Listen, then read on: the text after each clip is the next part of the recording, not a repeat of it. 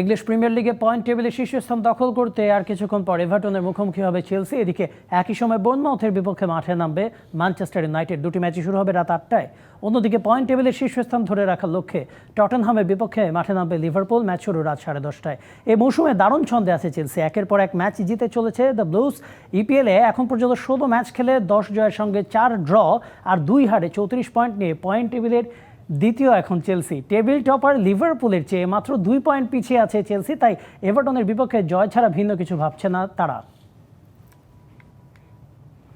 একই সময় Manchester United লড়বে বোর্নমাউথের বিপক্ষে। পয়েন্ট টেবিলে প্রতিপক্ষের চেয়ে ইউনাইটেড পিছিয়ে থাকলেও মুখোমুখি দেখায় এভারটনের চেয়ে এগিয়ে আছে ম্যান ইউ। শেষ 5 দেখায় বোর্নমাউথের বিপক্ষে 3 জয়ের সঙ্গে 1 ড্র আছে ইউনাইটেডের, আর 1 ম্যাচ জিতেছে বোর্নমাউথ।